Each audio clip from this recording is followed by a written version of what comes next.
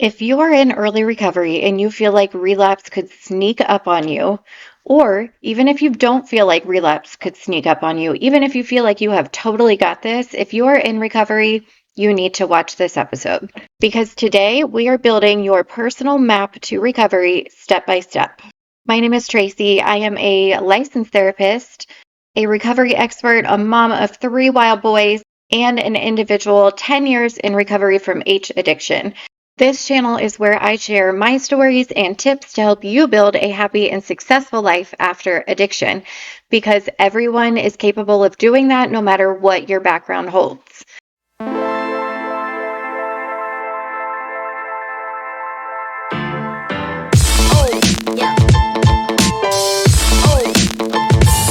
And whether you've been sober for a few days or a few years, a strong plan is a non-negotiable. Trust me. So today we are building your personalized relapse prevention plan, but don't worry, this is not like the boring ones that you complete in rehab, okay? Not that there's anything wrong with those. I'm just saying mine's a little bit special. It's a little bit extra.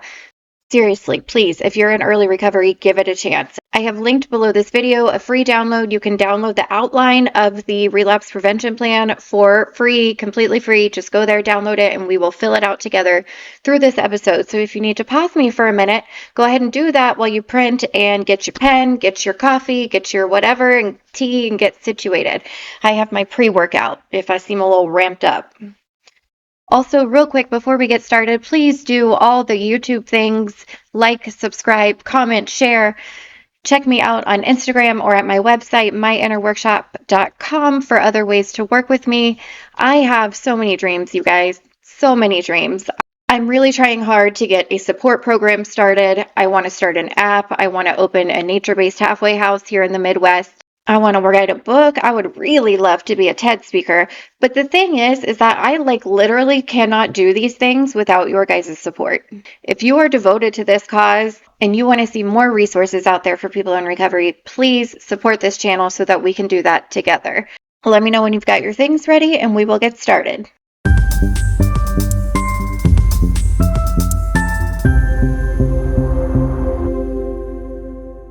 Okay, so first of all, what is a relapse prevention plan? If you've been to treatment before, you've probably heard of this. You probably already know what it is. It's basically a shorthand version of everything that you have learned about your recovery, personalized to you to help you avoid relapse.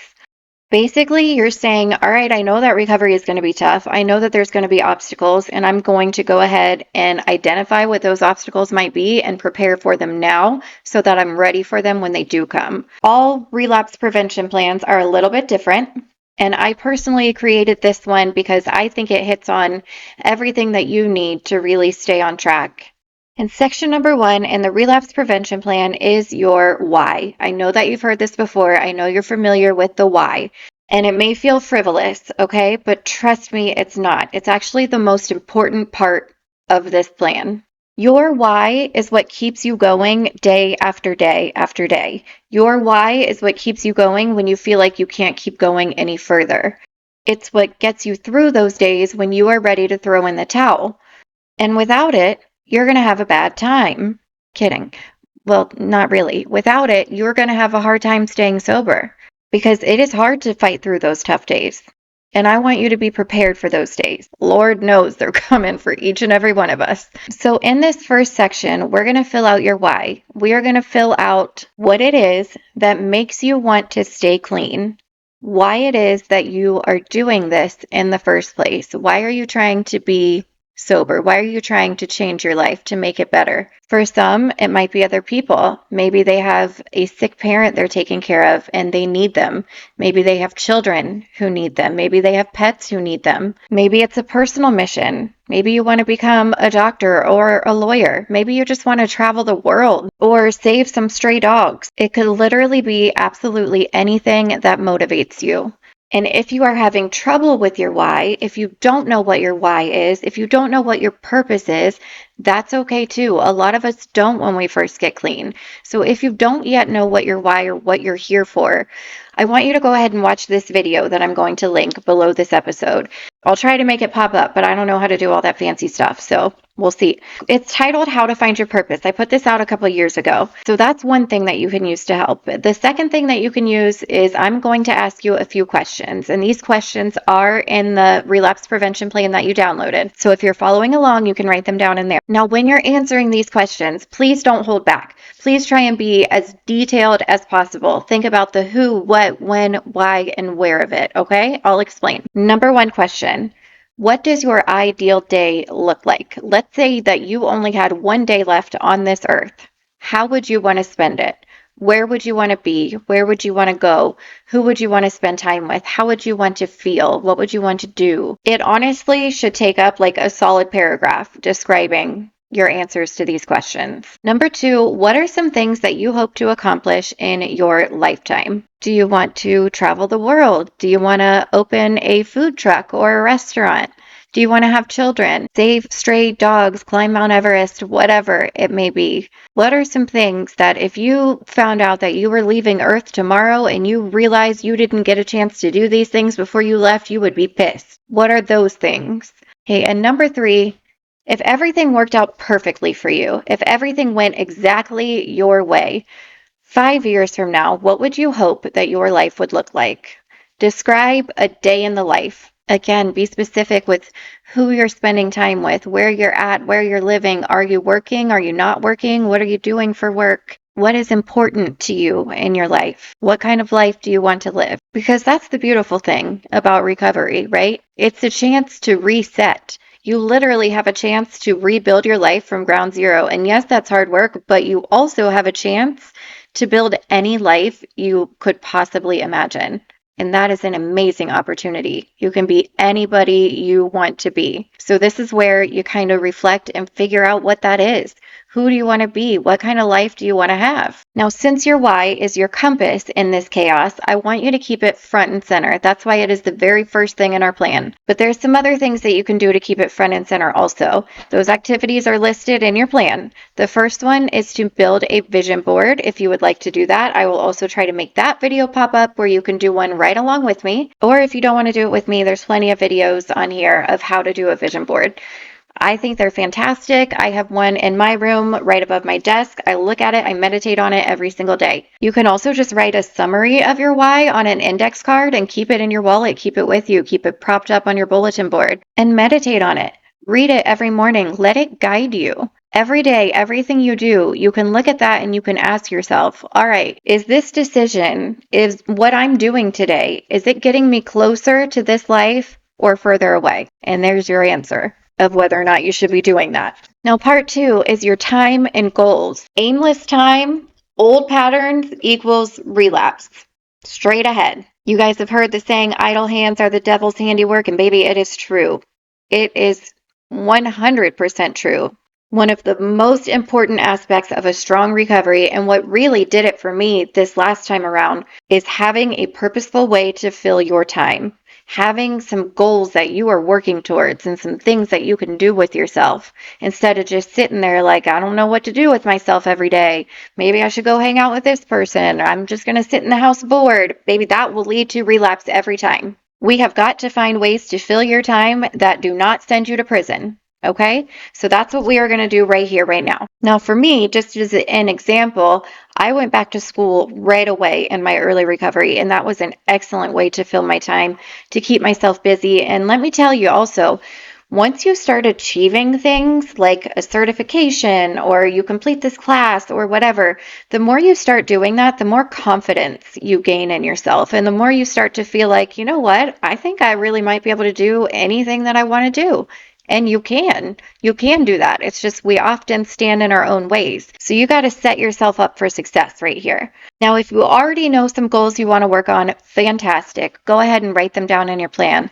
Maybe you're trying to get your driver's license back or get a job or get a house or get custody of your kids or whatever that may be. If you don't have goals for yourself yet, go ahead and refer back to those famous three questions that we just talked about a minute ago. Take a good look of that picture of that ideal life that you built and think about what you need to do to get there. What steps do you need to take? And turn those into your goals. When you set a goal and you achieve it, that dopamine hits in your brain. And not only does it give you that dopamine hit and it make you feel good about yourself, but it's also teaching you to rewire that instant gratification thing that we love so much. It's teaching you that rewards come from the long game now. And the more you achieve, the more you will want to keep achieving. And the more that your confidence will grow. And the more that you will be able to turn yourself into a person that you are proud of and your life into a life that you are proud of. And you will someday be able to look back on this time and all of those people that mistreated you and realize that you are so much better than that and you don't need them. You are solid, you are good, you are capable just the way you are. I remember when I started to feel that way about myself, and I want you to have that too. So having new goals is a necessity. That is also what you can focus on now in your free time. Now, in the plan, it lays out how to set a goal for yourself. It's not just, hey, I want to do this by this time. That's not how you set a goal. Well, you can set a goal like that, but you're probably not going to achieve it. If you want to actually achieve a goal, not only do you need to decide your goal, write it down, give yourself a due date, I also want you to plan literally how you're going to do it. For example, if your goal is to go back to school, what do you need to do that? Do you need to apply for financial aid? Do you need to go to the school and take your placement test? In your plan, there's a place to identify all the things that you need to do to make this goal happen, all of the little steps you need to take so that you can lay them out and do them one at a time and check them off as you go. There's also a place to list obstacles that might get in your way. Let's say you want to go back to school, but you don't have any money. That's an obstacle in your way. We're going to plan ahead for those obstacles, and we're going to figure out some ways around them. If you don't have any money, maybe you can get a student loan. Maybe you can get a free grant for financial aid. Maybe you can make payments. Maybe you have to save up a little bit. This is just an example. No matter what your goal is, there is always a way. Always a way.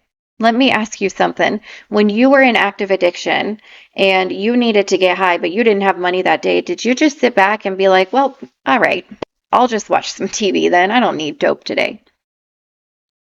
Fuck no, we didn't do that.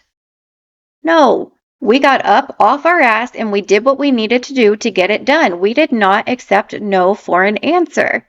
So why the hell are we accepting no for an answer now in our recovery? I'll hear people say things like, well, I wanted to be a nurse, but I can't do that now because of my background.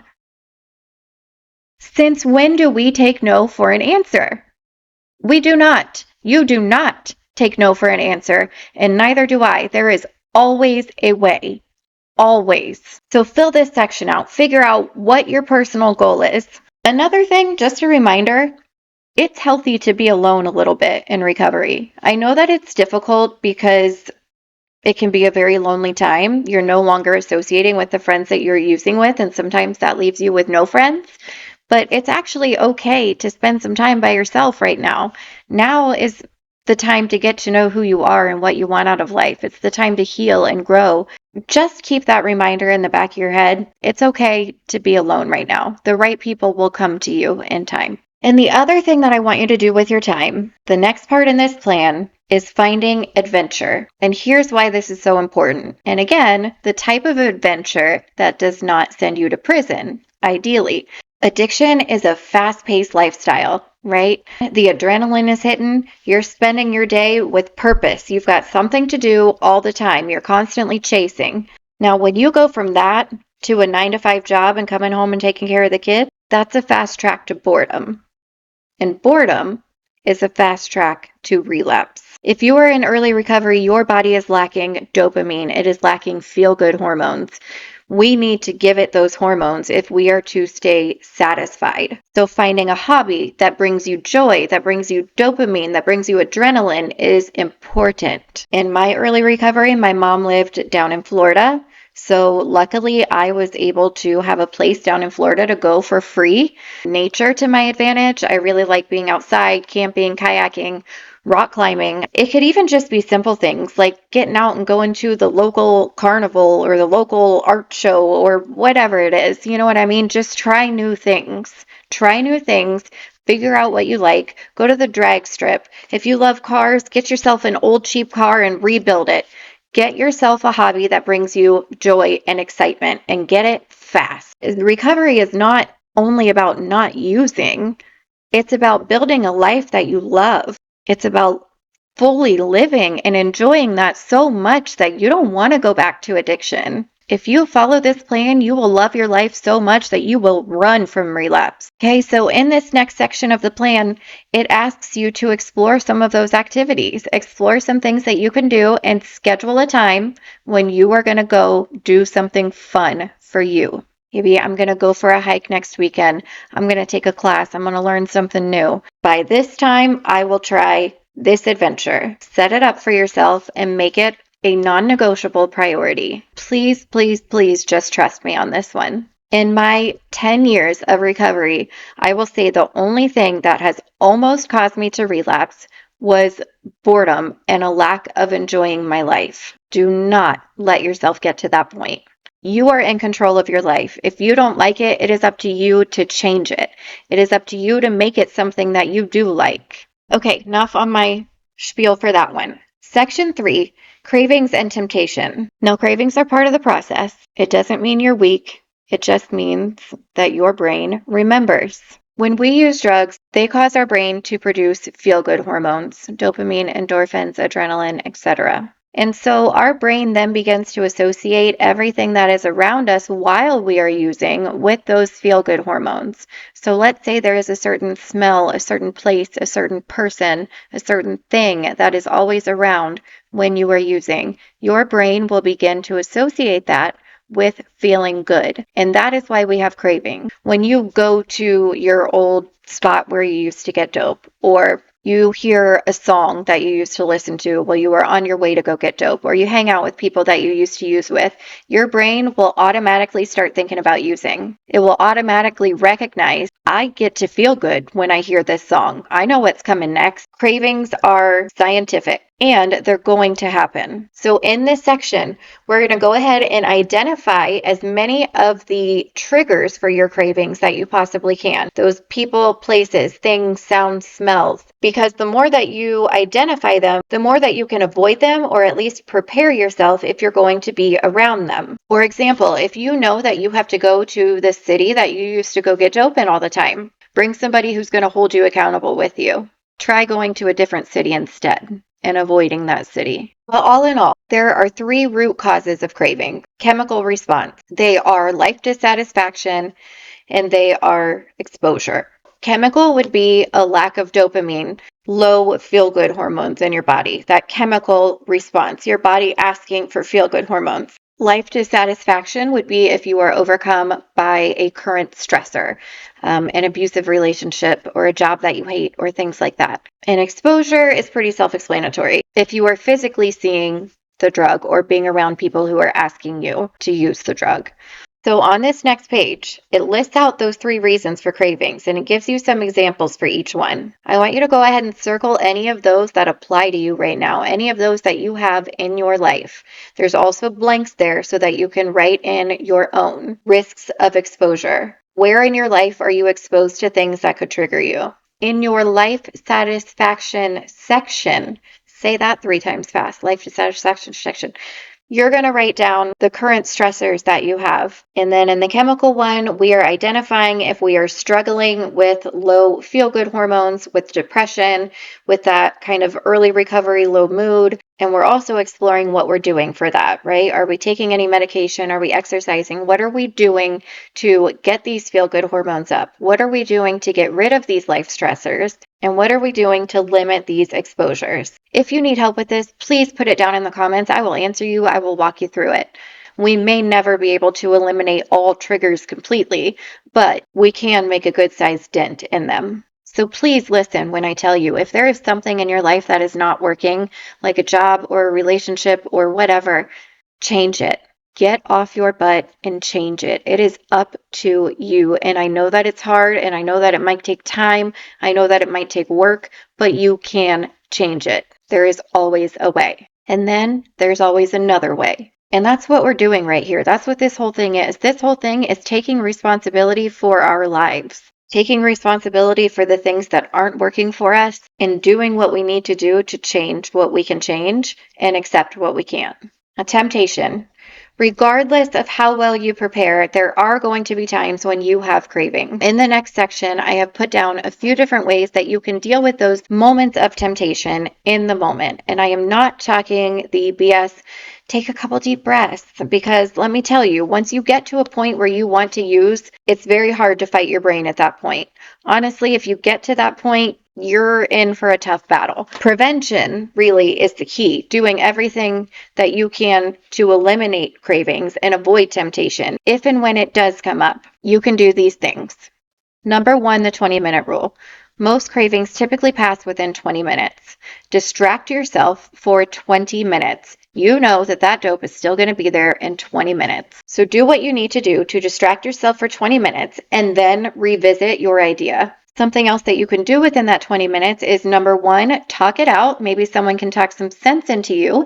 Or number 2, up your dopamine. And like we talked about a minute ago, a craving is our body asking for dopamine. So if we can get some dopamine in other ways, maybe going for a run, exercising, knocking out a few push-ups, that may just be enough to balance our hormones out enough to control ourselves and not make that decision. The next thing you can do is play it forward. It's likely you've already been here before. I want you to literally take a few minutes to think and remind yourself where this is going to go. You already know, sir, you cannot use once and be fine. You cannot just do it a couple times. You are not going to be able to control it this time. It is not going to end up different this time. It's going to end up exactly the same. So just take a minute and remind yourself where that is for you. And lastly, in your relapse prevention plan, there is also a relapse prevention card. On that card, you can fill it out. You can put it in your wallet. You can carry it with you. You can break it out in times of temptation. And on that card, it lists your why. It reminds you of that. It also reminds you of what happens when you play it forward and you do decide to use. It also lists a phone number that you can call right now, somebody to support you. And it's just a little reminder that you can carry with you all the time of, hey, not a good decision. Don't do it, bro. Don't do it. Okay, and next section, this is your personalized healing plan. Now, this one I can't walk you through so much because everyone is different here. This is where we are going to deal with the underlying issues, the things that led to our addiction in the first place, the parts of us that we have never healed. Because healing those parts is the only way that we are going to be able to become fully satisfied with ourselves and our lives. Take a minute.